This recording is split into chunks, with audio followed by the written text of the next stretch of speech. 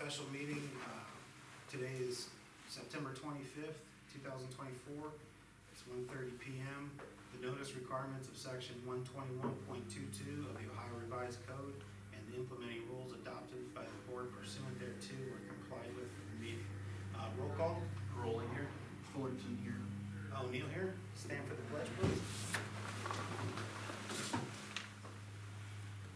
Allegiance to the flag of the United States of America and to the republic for which it stands, one nation, under God, indivisible, with liberty and justice for all.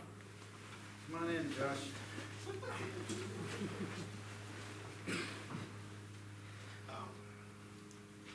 Still with one more. We've got three topics and only three topics to discuss today. One will be the internet, telephone, and IT services. Another will be a potential easement, and the third will be the township newsletter for this fall. Let's start with the potential easement while we wait for Keith to show up here. I don't think either of these last two topics will take very long, so we'll just move them up. Okay. You guys both got the email I sent out last week, correct? For Yes. From Suzanne, the new owners of the roadside inn. Their septic system is installed on property that is now owned by the township, and they've got a couple options to bring it up to current code or whatever by the Highway EPA, and the preferred option, cheapest option would be to has to start with getting an easement from the township as a property owner for that one. I spoke with the prosecutor's office this morning, and they said even if we did not grant an easement, they may be able to get what's called a prescriptive easement, I believe it is, and that's, for lack of a better term, kind of like a squatter's rights thing. It had been implemented for so long that it might just be an accepted thing. Don't quote me on the exact verbiage. I don't know what else conditions it has to meet, but that's the gist of it. They can't get that if the property is owned by a government such as the township. We bought that property, I believe, in 2001, and I think it's like a 20-year, 21-year thing. So if that septic system was installed in 1980, I think, more or less, they quite possibly could get a prescriptive easement based on that. That's something they'd have to go. I think it's a court-determined thing, but I don't know if either of you guys are dead set against it or for us granting them an easement to have the septic system on that property anyway, and access to it. I guess my question is, if I'm not mistaken, the reason we own that parcel is because the previous owner owned that parcel previously. And the parcel to the east of Rose, or actually north, there's a little sliver, another, 0.05 acres that used to be owned by the township that was swapped. Is how we came to own the current parcel. Okay. And if I'm not mistaken, and again, I know it was the previous owners that had entered into that agreement, but, the understanding was that they could maintain the current septic on that, but if anything needed to be done, they have to make other arrangements for it, so, did you happen to ask the prosecutor's office if there's a way to potentially just sell them that parcel? I mean, because as it stands, when it's just, and so everybody knows, part of the things that they need is that besides just being allowed to have a septic under the ground, they're now going to need to fence that area in, which is gonna construct it with them. When it's just the septic under the ground, that there's really no limited use. I mean, there's somewhat of a limited use, but we still have access to that area above. Now they're gonna basically be taking that. I think it would be much cleaner to find a way to just be able to transfer ownership to them, whether we sell it to them for a nominal fee or, and I don't know what, if we have to put that up to bid, I don't know who else would have an interest in that, but, I think that's a cleaner way of doing it rather than working on all these easements.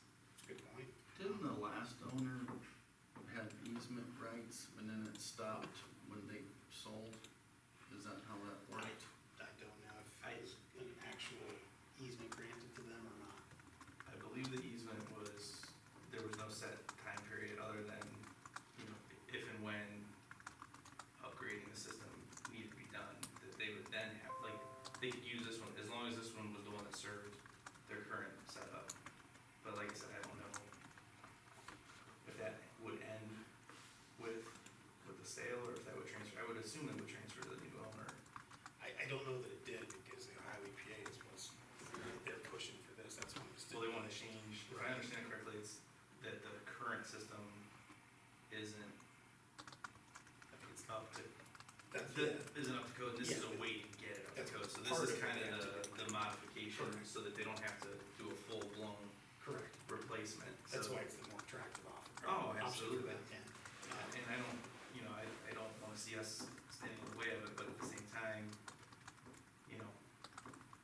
I feel the same way. it's not our obligation to, Right, it's not, we have to look at, what's in the best interest, like the township owns that property, the Right. taxpayers own that property, Right. so, that's why I'm wondering if there isn't a way that we can't just we, sell them that parcel, You're because it's not aware- that we use it for anything. correct, you're aware of where that final discharge is from the septic system, aren't you? It's on the, It comes significantly Right. closer towards the garage. correct, Yeah, so it would have to be kind of a large parcel, or more than so just where the the septic easement, so system the is. easement's not even just for that parcel, it will go even further. Probably on. another, because it's multiple parcels. I mean, not that we couldn't sell portions of it, but I don't want to stand in their way. I mean, like you said, it's not being used for anything now. It's been in that condition for decades. That's been the situation. Nothing's really Yeah. changed. I don't want to hold them up anymore. I'd like to do a little more research on it, unfortunately, just because, Would you guys be opposed to me working with the prosecutor's office to get an easement drawn up that we could possibly vote on next meeting or something? Okay. And I would also, I'm sorry, I would agree with Justin and see if we can just make it Figure out a clean, buy or whatever the Yeah. prosecutor's recommendations are on that. Would you guys be okay if I worked with the property owner as well? If there's anything that does need to be done, it's either for a sale or an easement, there would probably be some surveying involved. I would ask them to do that if that's our proposed thing, so we're not paying for surveying costs or anything like that.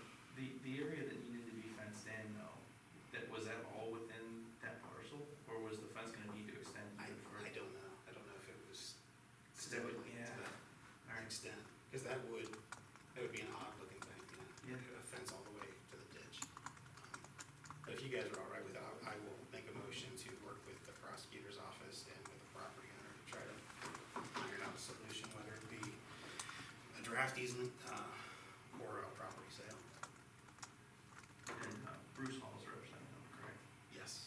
I'm assuming that's why he didn't return, because he left a message for the township, and I called him back prior to, I think, you meeting with the property owner. He never got back to Right, me, so you so. still haven't heard from him? No. Okay. I'm perfectly fine with it, I mean, he's gonna bill his client for calling, if that's all it is, then there's no big deal, I just wanted to confirm that I'm guessing was what he was calling about. I don't know, I didn't, all I knew is that you called him back, because I heard you. But he does represent, Yes, okay, so that's safe assumption. yes. Okay. Do we have a second for that, Yeah. my motion? Yep, also. All those in favor, aye? Aye. Aye, opposed, same sign, motion carries. The next thing is a township newsletter. We've done these now for the last couple of years, more or less. I think they've been a pretty good success. I think most of the trash vouchers that were sold this year came back through the hard copies of the, They do it in 60 days. what's that? Nothing I comment. I think those came through the hard copies of the newsletter. Have you guys both seen draft copies of it? Yes, I have. Any discussions, comments on it? No, I mean, I think Kristen did a good job with the newsletter again, The only thing, there was just the edits we made today, Right. if you wanted to show Justin that back page and Ty. You guys got the. I cleaned up the last, fire district page, and then Chris can explain the back page if you want. Yeah, we kicked around the idea of maybe trying to get a page in there for some sponsors. If we could get some area sponsors to help defray the cost of these in the future, maybe pay for themselves or at least a portion of them. Kristen mentioned that to me too. I thought it was a good Yeah. idea. I mean, thinking outside the box, that's for sure. Well, 'cause the feedback we got back from the last one, at least for myself, the first time going through this, people were just, they loved it. Like, I had people calling the office just to say how much they loved the hard copies, especially the older residents that don't have computers or don't use the computer or smartphones. They really, and almost every person that came in for a voucher had that in their hand. You said there were changes in here? Chris? The back, because I cleaned up the last fire district page, so it looked a little nicer, and I moved the pictures of all the elected officials to that page, and then, so that for the next issue, we would have room for sponsorships. Oh, I see what you're saying, yeah. And we figured we could maybe get 12. 12 or so of that sponsors on size. there. Mm-hmm.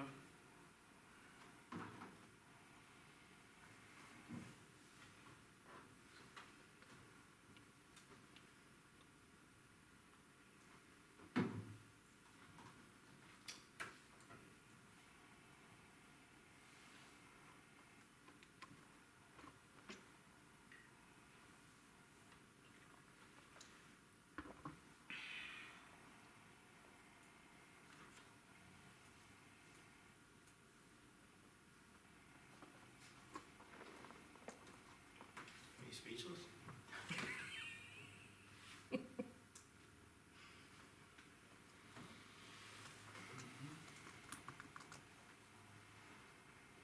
Thoughts?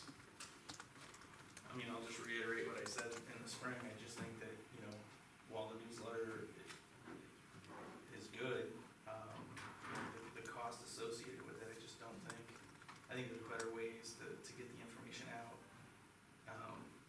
And, based on the quote that we received here, I don't know if it's a mailing list difference or what, but I think in the spring, we spent a little under $2,600, and the quote for the fall mailings pushing 4,200. I think the difference is a mailing, isn't it?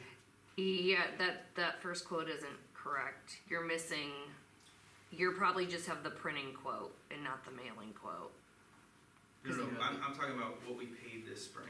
Yeah, that, it was more than that. I thought so too, but I talked to Laura this morning, and the only invoice that she had from Minuteman was for the $25.50, which That's not, Ty, what did I send you? I sent you, remember I emailed it to you? did we do postage separate then or something? Postage, they invoiced separately.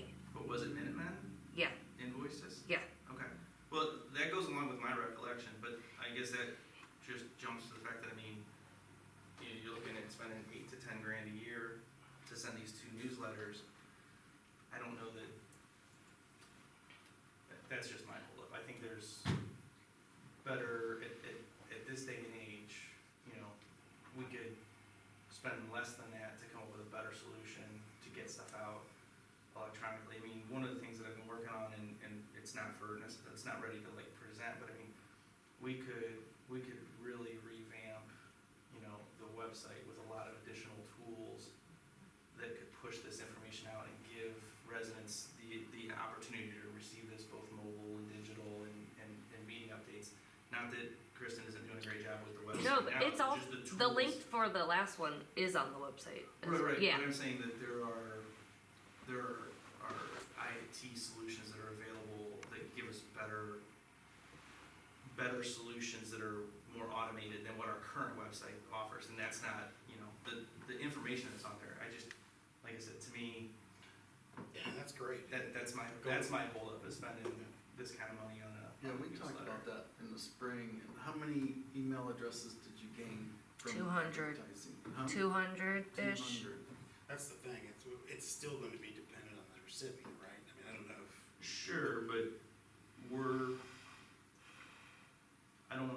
the effort that we made was good. I'm not knocking that, but there are ways to automate it more to make it more user-friendly.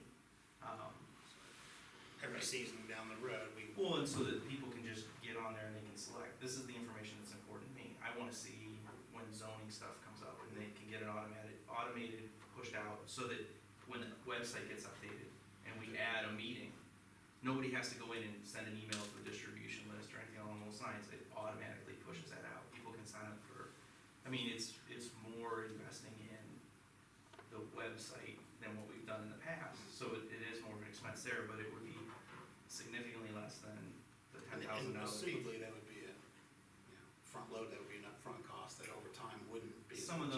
Most of the services are, you pay an annual subscription for because of the automation that they put in. But yeah, if we paid for web design stuff, and I'm working on this all to put together as we do the .gov transition, so, again, it wouldn't be ready to do in place of this, but that's my holdup is.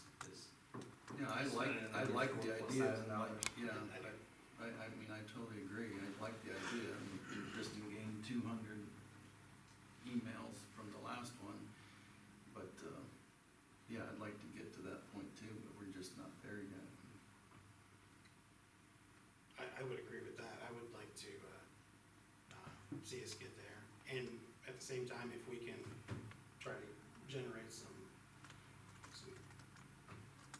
ads and those things to help pay for it in the interim, that'd be awful. If there's ideas you want me to run by Abby or like things like that about with the website stuff you're talking, because I can work with stuff and she's taught me things, but I'm not a website expert by all means. Right, and that's why what I'm more referring to is templating that's already in place, so that you don't have to, so it doesn't require a lot of hard programming to change the website and stuff like that. And like I said, that's probably a little bit down the road that I'll be able to present on, but, you asked concerns, that's really my concern, it's just, I don't know that the benefit justifies the cost of the newsletter at this point.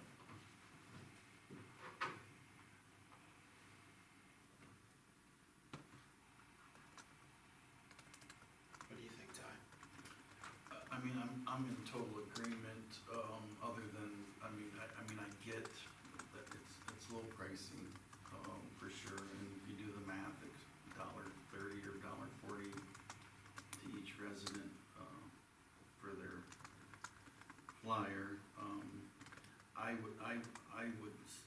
would still mail it out, but I would be moving, in Kristen's direction with ads to help pay for it, but I'd also like to see, what we can do digitally as well. So I think we gotta kind of do both right now until we can figure out the newer, less expensive, I would agree with that. faster way. The people do love them. I got a lot of good feedback from them, that's for sure. Yeah. I think last year, our interest in the zoning commission, the BZA, came largely through that in the fall newsletter last year. Yeah, vouchers. I would make the motion that we move forward with a fall mailing for up to $4,300 for the 2024 fall newsletter. Yeah, I'll second. All those in favor, aye? Aye. Opposed, same sign? Aye. You're capping at 43? Yes. Motion carries. All right, last topic will be the work session for the internet, telephone, and IT services discussion. One of our guests here is still waiting on another one, but Josh, maybe you wanna, how do we wanna do this? Keith's getting ready to walk in the door. Okay. We'll bring him on, might as well just have him sit up front. Yeah. Yeah. Unless he wants to yell from the back, that's fine too. My voice carries. No, I'll sit wherever you want me to sit. Maybe come on up here or at the table up here, either or.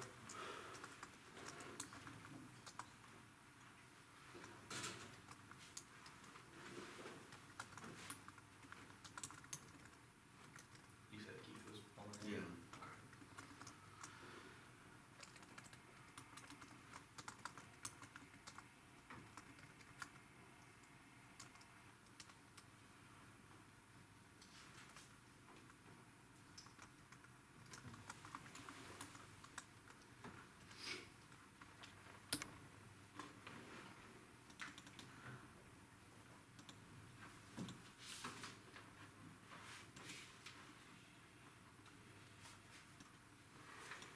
jump back a second, Chris, since we're waiting.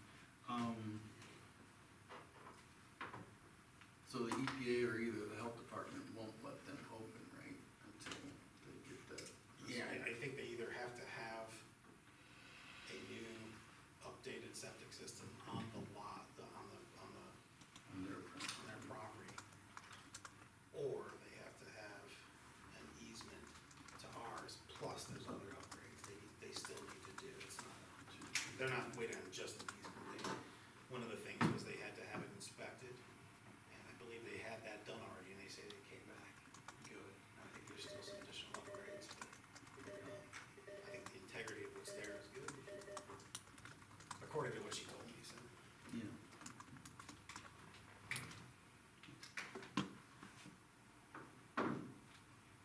Well, that doesn't give you much time to talk about it in our next meeting. No.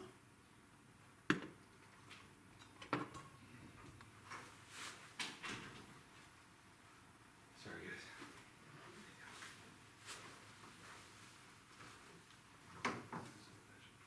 Yes, sir. Ready? Sorry. That's all right. Line hanging. We have some other business accomplished. Ty, do you wanna run with this? You met with everybody. Yeah, I did, after Justin had brought it up a couple meetings ago, whatever, I did meet with Josh, Dave, from Medina County Fiber, and then Keith with KGC, and we were talking about, the IT, and then, we didn't talk numbers, obviously, the quotes that, Josh had sent over, but we're just talking about, service items, right? And, what we currently have for service items, Office 365, Barracuda backup.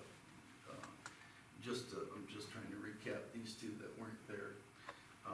The fob system, the admin doorbell, emailing, archiving, emailing, just a bunch of stuff, printers, and so on. And then Josh is like, well, I didn't bid any of that. So we talked about maybe either working together, collaborating both companies, with the township and the district to see, how we can save, the township money. And, so we all agreed to meet again. Didn't invite Dave, he's just the fiber guy, not the downplaying, but I mean, he's a good guy, but I mean, he doesn't offer any other services other than fiber, so I didn't wanna waste his time. So I'll just start with Josh, I guess, since you were a little surprised, about what maybe you did, weren't asked to quote, I guess, per se. So did you wanna address that, or how do you, what's your thoughts? Yeah. Since we last talked. There's a lot of stuff that came out in our last meeting that are items we wouldn't normally take on. I think after talking with Keith and other members, it makes the most amount of sense for us to bid on the phones that are expired and internet. And then continue having Keith maintain the items that he's maintaining. And right now, there's two other non-county companies that are servicing the internet and phones. And that's what we would be bidding on only. Who's we? Can we, an Sorry. introduction? I apologize. Do you want me to? Yeah, go ahead. Why don't you guys introduce yourselves? I'm Joshua Holmes. I'm one of the two owners of Lightspeed Hosting. We're the second largest fiber carrier in the county, aside from First Communications that rides the Medina County Fiber Network. Right now, First Communications is providing the internet to the two Lafayette Township facilities, the administration building and the fire station. And then there's another company handling the voice over IP phones. These are all services that we do in-house.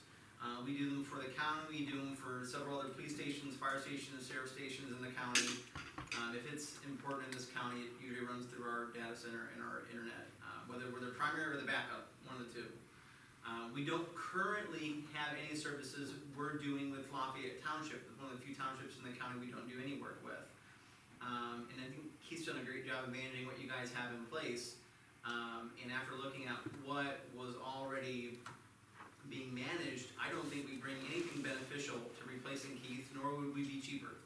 So it makes the most amount of sense for us to keep, again, another local county company in place managing those items, and then we can come in and put a quote on the two services that are right now being outsourced to First Communications and the third-party phone provider. And then, why don't you introduce yourself? They probably know some of you, but. Probably not. I'm Keith Castle, I own KGC Tech Group. We're out of Brunswick, we're a full MSP, so we take care of anything from your desktop to your ISP. We've worked with these guys in the past before, and other clients come to our table about this one, and we're excited and can work with them parallel. We have no problem with that, and I think at the end of the day, we will save them money. Yeah, 100%. Josh, you brought up the third-party phone, which we're learning too, that the warranty expires, right? October 31st. So it'd be perfect timing to grab hold of that, so nothing's been lost. What's your ideas on that? I would agree, so the last conversation we had on the phones was trying to figure out when they expire, what all expires. Is it all at the same time? Are there separate support contracts? Does the service itself have a separate contract and support? So that was good information to have. And provided that's the path that trustees would like us to take, I can re-quote just phones and internet and nothing else. And then I think you guys can discuss from your end what that looks like. But certainly it would, I've seen what you guys are paying, it would save you guys money for sure. I would be all for receiving a quote, that never hurts. Mm-hmm. So Keith, our phones, the contract expires on October 31st, right? Correct. We own the equipment though, right? You do. So this would be Josh or somebody like that coming in and taking over just the maintenance and the management of that system, is that? Well, not necessarily the PBX, which is the physical box that translates everything from the phones and then allows it to operate over top of the internet. We would provide that as part of our service. It wouldn't be an additional cost to the township at all. We would look though to reuse the phones we have. Most of the time when we come into a situation where phones already exist, most of the time they're already compatible with our systems. So it's an easy way to keep using them. Unless they were super old, we do run into that sometimes. Someone's got 15-year-old phones, well, you might as well replace them at that point. But this is not the case. These phones aren't that old. They're perfectly usable in this situation. There's no point in spending money to replace them. But if we did need new hardware, that's, you guys provide it, we don't have to, do we have a hardware cost, or is that just part of? So right now, there's no hardware cost for you guys whatsoever to switch. Our pricing includes everything that's needed. And in fact, the physical box you guys paid for, our software we run in our virtualized cloud. So there's not a physical box that even lives on your premises anymore. It's remote, which is really nice because then some of the features you can have remotely and at the other locations don't depend on there being power at one of the two township buildings, which sometimes is not the case. And then I think we talked when we met, the phone system that you would be supplying would allow us to use on our cell phones a separate app so that township employees we could eliminate basically our cell phone plans if we wanted to. So you're exactly right. Right now, and you're not alone, we see this a lot corporately and municipally. We'll see a separate cell phone that's being paid for so that you don't have to give people out your personal number. So this app lives on your own cell phone, and when a call comes in, it comes into that app. And when you make a call from the app, it looks like it's coming from the township's number. So no one ever sees your personal number, and you do everything from one device. You can also check your emails, you can message trustees and other employees internally from the app too, and they even have a companion desktop app that goes with it as well. And those apps don't have an extra cost, they're all included with our system. And still allows the township to then have, I don't want to say control or visibility over the call logs and stuff like that for. Not just call logs, but you can even turn on call recording if you really wanted to, and have audible recordings of calls that are taking place.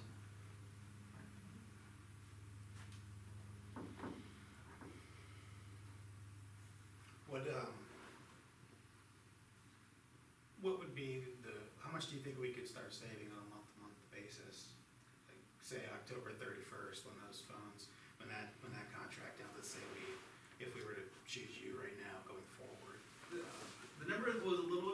only because there was not a definite discussion on whether or not the cell phone plans would go away.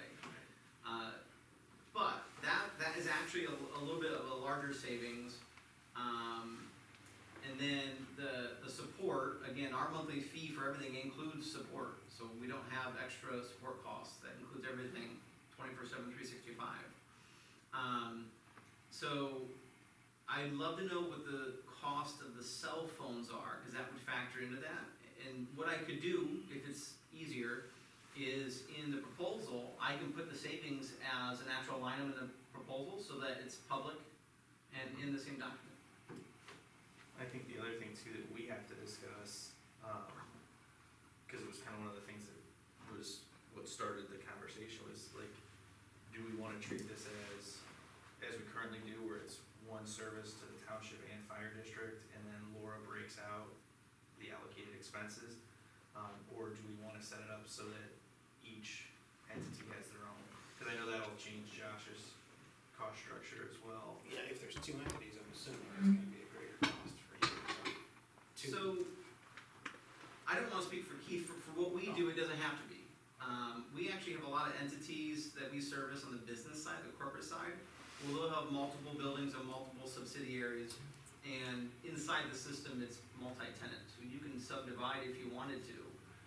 Multiple phone numbers, multiple divisions, multiple rules based off of, are you calling someone from fire versus admin? One system, so it's not duplicated, just because there's two entities involved. And you can do From a billing, billing is more where it comes into. from a billing perspective, what we can do is if someone says, well, there's 18 users, these 10 users belong to fire, these 8 users belong to admin, we can bill appropriately to the correct entities.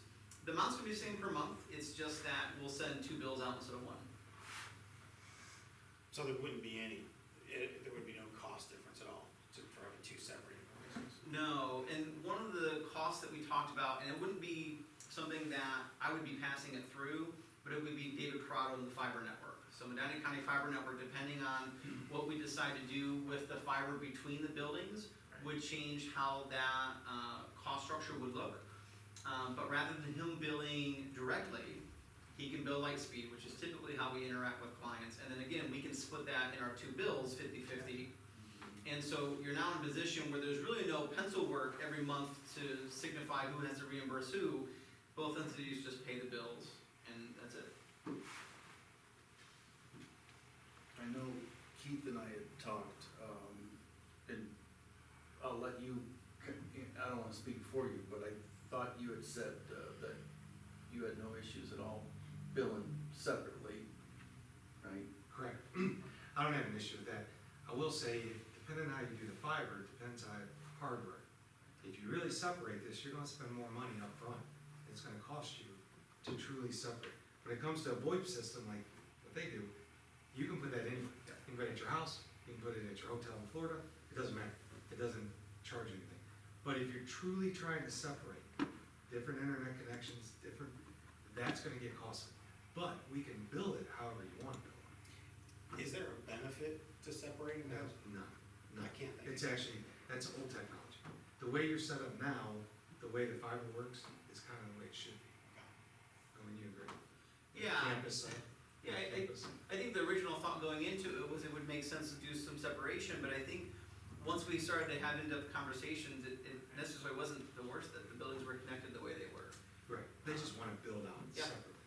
Well, I think the only concern I had over the connectivity was, and again, this is definitely not my area of expertise, so correct me where I'm wrong, but like the phone that we had earlier this year, where we had, my understanding is the issues that we were having down at the admin was traced back to an issue up here.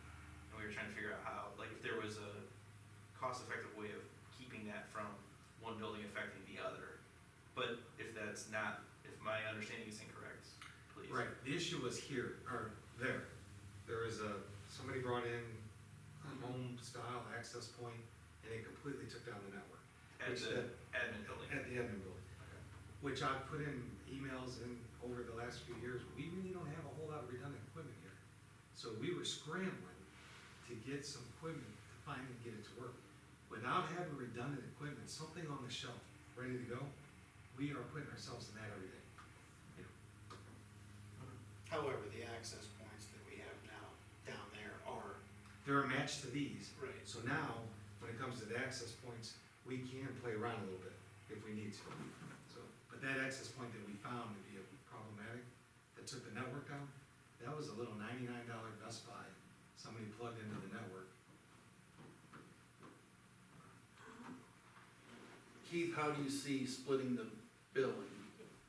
Right straight down the middle?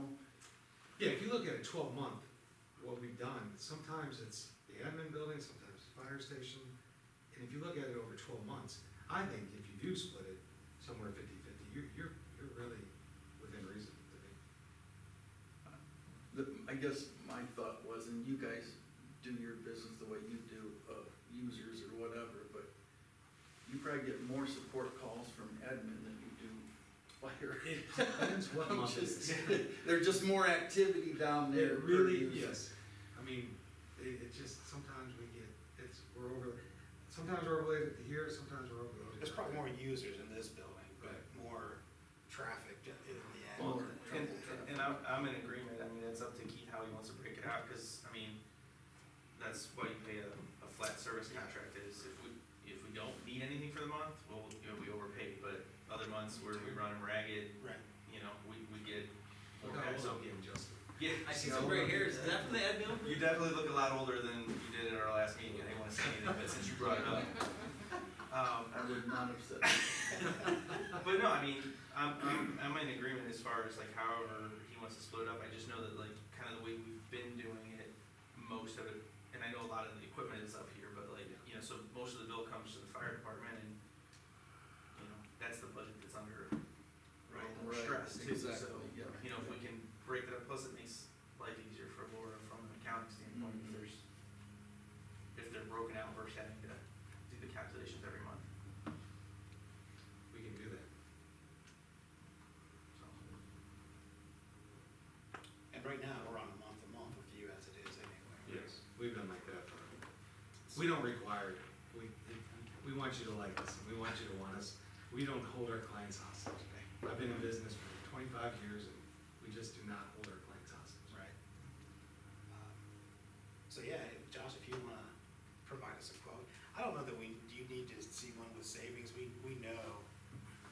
No, I don't what need, our I don't need them to savings break out are, exactly what it is, we can fairly easily figure out what we're currently paying for everything and what we can eliminate by, finding these efficiencies. Right. Are you guys interested in all about talking about the cell phone thing? I have a bit of a reservation requiring township employees to put an app on their own personal phone for using for work. I'm not saying it's bad, it just doesn't sit right with me. Why should we put the onus on them if we're operating a township? We should provide the tools to our employees, not require them to have their own. And also, if sometimes they leave Yeah. with, whatever, then all of a sudden they've got an app on there. I don't know, we spoke with the prosecutor's office, you did more than I did last year, towards the end of the year, about trying to, keep township business on township Mhm. devices. I agree with that 100%. Yeah, oh my God. And that's, that, I don't have an issue there, that's why I was asking about the app piece of it. I think the only issue that I guess the only issue that comes up is, we don't have anybody that's, outside of chief, we don't have anybody that's salaried. Well, I mean, I guess technically the four of us, but, so, hourly employees, are they logging their hours when they're using their cell phone? Most places that I've worked, if you were an hourly employee, you weren't issued a company cell phone because you weren't expected to work when you weren't at work. I know the world's changed a lot in the last Right. couple of years too, but, that's kind of another piece of it as far as, I don't even know. But at the same time, with service, Rick's hours aren't always Yeah. 7 to 3. No. Wherever they are, Particularly especially in the winter winter when he's plowing and he needs to be able to be gotten a hold of, so, Actually, I was kind of somewhat thinking the same thing, but I was gonna ask these guys, when you guys go in and they wanna convert like that with the phones, what's the feedback you get from customers that have asked you about that? So I've been in this for 15 years. I'm telling you, the last 2-3 years, everyone's getting rid of their desk phones. I mean, no one wants them. The last couple offices we've done, they're completely virtual. They don't even want desk phones. They use their own cell phone. Because in other words, I'm not leaving home without this anyways. I don't want to carry two, and I'm never at my desk to begin with. So why even pay for a desk phone? So what we have seen and what we suspect will continue to happen is that people are just using the mobile app on their phone. Still ties into the same system, and the nice thing too is if they leave, you can log in, disable it. The app on their phone is now useless; they can't use it. You can set up from the app do not disturb, away hours, vacation hours, so that the calls route to someone else. There's lots of neat features you can do, and you don't have to be near your phone. You don't have to log into a web system. So it's just a lot simpler, and our clients, the ones that choose both, almost always wind up never using their phones, and we buy them back and sell them to the next client who thinks they want desk phones. And because once you use it, it's just a lot simpler. It's so much easier. Kind of thinking what, Chris's reservations, so then, you're just throwing it out there. You're wanting your employees to use their cell phones, and they better have unlimited plans. Well, it uses data, so it's not going to tie in into minutes if you're on a prepaid phone or if you're on A Wi-Fi network. Yeah, well, you're in a Wi-Fi network, you're not even using data at that point. And most people are using Wi-Fi when they're in their office. It's not until they leave and get in their car to go somewhere that now they're on actual cell phone data. And nowadays, most of these carriers have unlimited data plans that people are on. It just throttles when you get to a certain point. It doesn't charge you anything, it's just a little slower. But the amount of data you need for these calls is so infinitesimal that it wouldn't impact the call in any way either. Plus, I would think we could always, if we're worried about it costing, we could always look at like a reimbursement program, but just eliminating the need for the township to be buying devices, maintaining devices, keeping track of devices, and then we've been pretty lucky and we don't have a ton of employees, so it's not like there's a high likelihood of it, but then if something does happen and you let somebody go or somebody is no longer with the township, you don't have to go track down a device or pull anything back. That's right. I just think it's something that we should look at as far as. No, it's always worth discussing. Yeah. Sure, everything's worth looking at. Businesses prior, for me, company would always reimburse. Yeah, my company does. Keith, what was your thoughts on that? Majority of our clients will put the app on their phone. It's not a security risk. It has nothing to do with your network. It's just basically an application on your phone. Really, everybody wants a phone. Everybody has a phone. The days of old, salaried employees sometimes would carry 2 phones. That's gone by the wayside. So now everybody's just throwing an app on their phone. That's what we see in the majority of all the industries. And that's what I'm trying to, like Sherry right now, especially now that she's working in Chatham, well, she's carrying 3 phones. Oh, geez. So she's got one for us, one for there, and then she's got her personal cell phone, Right. Yeah. she's gonna run out of pockets eventually. And that's not a security risk either way. We're not affecting them and they're not affecting us. That's just not something that would happen. Good, thank you. Anything else? I think we've got the course of action, Josh will give us some numbers, and then were you gonna look at it both ways, eliminating the dark fiber and then not, and see which one? Yeah. But it doesn't sound like that's a prerequisite for splitting the billing anyway, which. Correct. Yeah. David Crowley has to give me those numbers so I can include them, but I'll get those from David.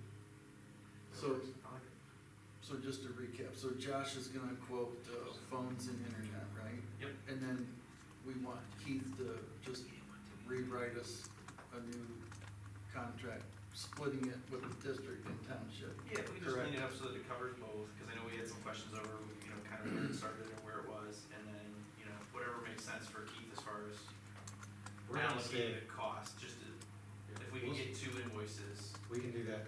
When would you want that starting? Well, hopefully we'll visit it the first meeting in October. So you'll let us know when you want to start. Oh, yeah. If we could have something, is 2 weeks, we meet again, our next regular scheduled meeting is, October seventh, sixth? Seventh. Seventh, yeah. So Monday the seventh, so 2 weeks from today. Did I give you enough time, Josh? Yep. Because then we should be able to take a look at it. Should be fairly straightforward decision, I would think. You know, once we see kind of where we're at, if we want to go ahead and then put it in play.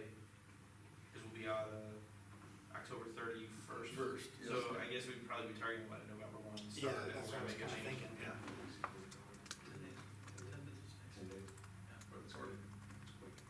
So shooting for like a November 1 start if we were to do something. It takes 10 days to have a number ported over, Okay.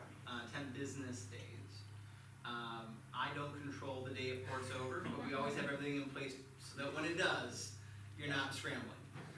The FCC has to approve a report, they can kick it back and say,